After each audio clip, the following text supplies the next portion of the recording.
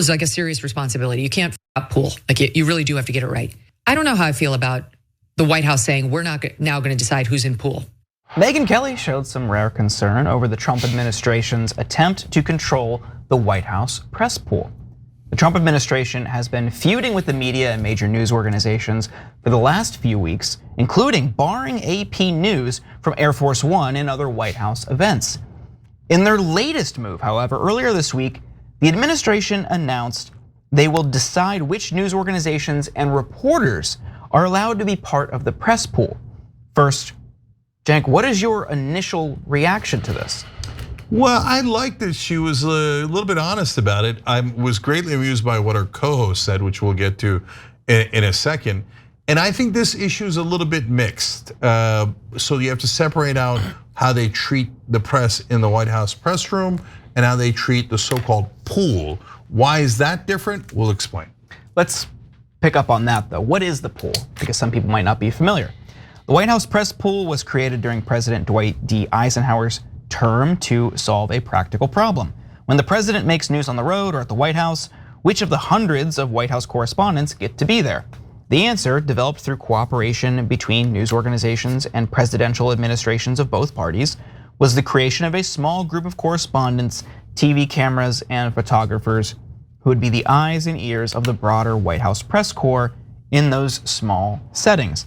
Today, the makeup consists of 3 wire service reporters, 2 print or online reporters, 1 radio, 4 photographers, a television crew, a producer, audio technician, and a camera operator. The choice of which correspondents are a part of the pool normally was left to the White House Correspondents Association and news organizations. However, that's all changing now. Caroline Leavitt stated on Tuesday the White House would decide who gets the pool spots, not the WHCA. Moving forward, the White House press pool will be determined by the White House press team. Legacy outlets who have participated in the press pool for decades will still be allowed to join, fear not, but we will also be offering the privilege to well-deserving outlets who have never been allowed to share in this awesome responsibility.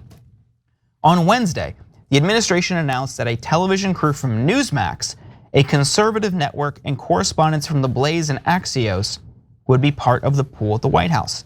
The administration said that the AP would continue to be barred from the pool and that Reuters would also not be allowed to participate. Now, Megyn Kelly, who worked as a reporter for Fox and in Trump's White House, explained that she's not super comfortable with the idea of the power trade-off. Take a look. But I actually happen to believe the media should decide who's in pool. Like, because it's a matter of resources. It's just the TV lane alone, and they seem to be saying TV will not change. TV will decide who's doing TV. But the number of wires you've got to get in there to get the cameras ready, getting an experienced photog in there to make sure he gets moments like, God forbid, there's a presidential assassination attempt. Like, you can't f around with that. You need true pros who have got a lot of experience, setting up a shot, being ready for breaking news. I speak only from the TV realm because that's the one I know. I got questions about this before I really endorse it or criticize it. Many publications and news organizations have slammed the White House for this decision, including Huffington Post. HuffPost editor-in-chief Whitney Snyder wrote on Wednesday, last night the Trump administration kicked out HuffPost White House correspondent SV Date from the press pool that covers the president. This came 2 weeks after Date assertively asked President Donald Trump questions that he apparently did not want to answer, eliciting a belligerent, defensive response from the president. This is an extraordinary display of weakness from a United States president who is afraid to face tough questions from pros like Date. The White House brags about how many questions Trump takes, but he's evidently too scared to take any from HuffPost. She also noted Fox News chief White House correspondent Jackie Heinrich wrote that anyone who thinks MAGA benefits from this move is dead wrong. And how does the White House respond to this? With giggles and basically calling the press a stick in the mud. Take a look. There couldn't be a less fun reporter to enjoy going to the Super Bowl on a Sunday with the President of the United States than SV Date. I think that's something the press are having a hard time with. We are genuinely having so much fun. Yeah. And this is why you're seeing them obsess over Elon Musk and President Trump, and they're trying so hard but failing to drive a wedge in that relationship. Yeah. Because they love those sensationalist stories of trying to pin people against each other. And as staff, and the president himself is having the time of his life. I mean, he loves doing these Oval Office press conferences. Yeah. Like, Well, saw he's a him master. yesterday. He was like, Caroline, get the hats. He comes back. I get the Trump was right about everything. Red hats. He's handing them out to the journalists. Like, they've never seen anything like this, and they don't know how to do it. They're like, Because how they dare you? They know he's funny. Yeah. And they know we're having fun, but Can't do it. Cenk, we've got a little bit more context. What do you make of this effort to shift who gets to serve in the press pool? Yeah, that was she nailed it. That was my main concern. They're having too much fun. I hate it. It's all good. Yeah, I'm not worried that they might cancel a $2.4 billion Verizon contract for FAA and give it to Elon Musk Starlink, which would be one of the most corrupt acts I've ever seen. I'm not worried about it. I'm worried about the fun, right? I'm not worried that they're going to displace 2 million people in Gaza and build Trump towers there and ethnically cleanse those people. But I'm worried that they're having fun. Are we having fun? Is that what's happening? Look, I get it. Trump's a goofball, and sometimes he can be funny, and sometimes on purpose, sometimes accidentally. We've talked about that a lot, and we acknowledge that. That is not our concern. If Trump was just fun and he didn't do all those outrageous things, that's a win. Okay, that's not the issue. But part of the reason I'm emphasizing that so much is look at the misdirection. We didn't ask you if you thought he was fun or not. We asked what press are you going to allow at events, right? And you think that, oh, no, it's not because we're trying to cover things up. It's because the press is a stick in the mud. Come on, get out of here. Who believes that, right? You just have to think about it for a second. Megyn Kelly's co-host was hilarious, Buck Sexton. So I would listen to the whole thing, and Megyn Kelly was, as principled as she could be, right? She kept saying, like, I mean, I'm sure they have the right intentions, but I'm a little worried about it, and I really trust them, but I'm a little worried about it, right? Buck Sexton's like, what are you worried about? The people there are so smart. He's like, do you know how smart Jason Miller is?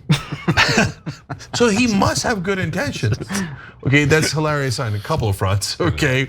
Yeah. Now, I don't think they're as smart as you think they are. Second of all, they could be really smart and have bad intentions. Right? That doesn't prove that they have good intentions. Anyways, I'm trying to use logic. Silly me. All right, so now to the heart of the issue, the actual issue. So I don't have a lot of love for the White House Correspondents Association. So Young Turks in the past and TYT as a network has tried to get in and get some press passes for Congress and the White House under Democratic administrations and Republican administrations. And they don't make the decisions, the administrations, the White House Correspondents Association does. And they're hilariously biased, hilariously.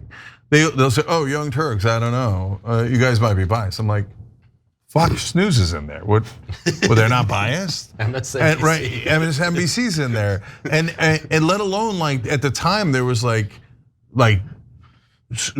massively right-wing outlets. Somehow they weren't biased, but we were biased. Yeah. And so why do we bother those establishment media guys? Because we have trenchant critique of them. Hey, it looks like you're not saying obvious things like the donors giving money to the politicians seems to affect the legislation, like a lot, right? They're like, oh, you seem biased. Okay, no, of course it doesn't, right? So I got no love for them, none. So when you're talking about the White House press briefings, that's where people ask questions. Should there be diversity in that room? Definitely. And I don't mind right-wingers in there. I hope they put some left-wingers in there. Independent media, no problem. I don't like the old system, okay? But for the pool, there's only a small number of people that get to go on there, okay? And their job is not necessarily to ask questions, they can, but their top job is to cover the event so that the rest of the media could get that footage, the pictures, the video, etc. Now imagine a situation where they have, instead of 3, 5 neutral or variety of folks going into the pool, they just have 5 right-wing outlets. Then you literally won't even know what happened in the room, right? Because you won't get to judge on your own because wait, did they leave something out? Did that actually happen? Did they do something that when we weren't looking? Did they give you an interpretation of the event that wasn't real, that was just their perspective or their bias? No, Megyn Kelly's right. You cannot mess with the pool. Make sure we're getting the actual information that asks all the questions you want from a variety of media. That's my take. What do you think? Yeah, I mean, you know who's sort of the least biased network kind of ever is the Associated Press. I mean, the Associated Press is essentially a news wire for journalists to cover and interpret. They're sort of biased in a classical kind of Chomskyan sense in terms of what they cover and what they don't cover, manufacturing consent and all that for those who want to look deeper. But you know what's fun for Trump and this administration is being a dictator. That's fun, being an authoritarian, having a bunch of sycophants in the room who think you're the greatest ever, having a lame attempt to, say Gulf of America on a plane that didn't even go very well and was kind of a terrible media supposed spectacle. But this is also really, and I guess what Megyn Kelly's getting at is there is such a thing as journalistic ethics. We've all studied journalism in different ways, and you can have interpretations of the truth in different ways and call things out, but being focused on the truth is supposed to be the core of journalistic ethics, independent of one's partisan inclinations or not.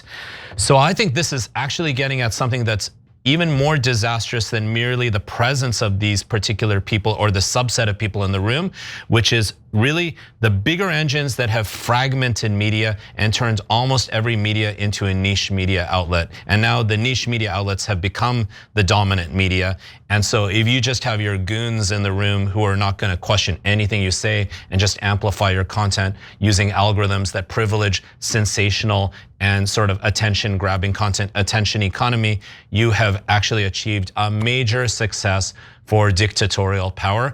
Never mind all the lawsuits against media organizations, including mainstream media organizations like ABC and others that you all have covered. Yeah, real quick on that. I mean, again, I loathe mainstream media in so many ways, and I think they cover up the number one problem in politics, which is that it's all theater.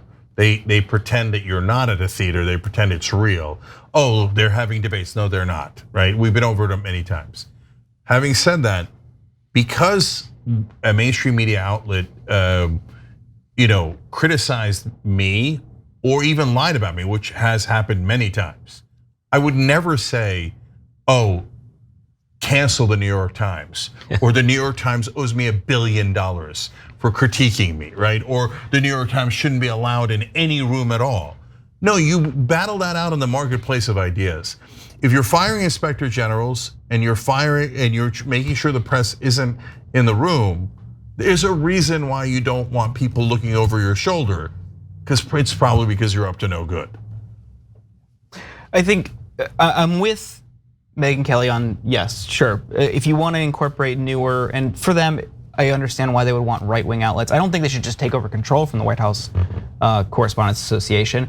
Also in that clip, she went after Eugene Daniels, the person who currently, later on in that interview rather, the person who currently runs the White House Correspondents Association, not for his work, not for anything in his professional career. She went to his Instagram and saw that as a Beyonce fan, he dressed like Beyonce for a show. She went after his identity, his orientation, his personal life in a very targeted and what I found improper way. And it was also, I saw that as also like a signal like, yeah, I'm kind of criticizing what you're doing here, but don't worry, I'm with you on the other stuff. So it's like she knows what's happening. She kind of has to try to be fair, but ultimately I don't really give her a whole lot of credit because it's kind of a low bar to clear. It's an easy thing to be like, yeah, there has to be a free press. I can't take her seriously. Yeah. I don't know, man. That's a bar that almost, like tons of right-wing media does not cross, does not clear. And so since she has a little bit of experience that she did, but on Eugene Daniels, I totally agree with you. Like I saw what you're talking about, and I'm like, she's attacking his identity. Wait, what does that have to do with this story? Yeah. Right? And she was like, oh yeah, you trust this guy to make the decisions? And I'm like, what are you saying we can't trust what? I have no idea what Eugene Daniels' gender identity is. I have no idea. But if she was implying that I guess he's gay or something, and then, so does that mean you can't trust gay people's judgment? I mean, like they're just saying it now. They're just saying it. I mean, that's not woke to complain about that. You're just saying you hate gay people. Yeah. That's not sophisticated. That's not interesting. So, and it's anyway. That's not the issue with the White House Correspondents Association. And why are you doing that? Like, why don't you look at what I just did? I did a real critique of the White House Correspondents Association, and there is a real one to be had. And I said, despite what they've done to me, I'm going to be unbiased and say they should get to decide who goes in the pool. But you, on the other hand, go, well, okay, I mean, this one's uncomfortable because I had experience with it. So I'm gonna say what I think is the right thing. Good, and I give you credit for that. Then why do you turn around and attack that guy's identity for no reason? Yeah. It's just kind of weird and gross. And think about who's actually doing the canceling that actually matters, that harms people. Who's actually doing the canceling? Yep. This should be part of our populist, charismatic response to all of this. Like expose all of this in a very direct, calling it out way. Yeah, absolutely. So I appreciate you all for standing for that. You did it too. Yeah, so thanks for watching the Young Turks, really appreciate it. Another way to show support is through YouTube memberships. You'll get to interact with us more. There's live chat emojis, badges. You've got emojis of me, Anna, John, JR. So those are super fun. But you also get playback of our exclusive member-only shows and specials right after they air. So all of that, all you gotta do is click that join button right underneath the video. Thank you.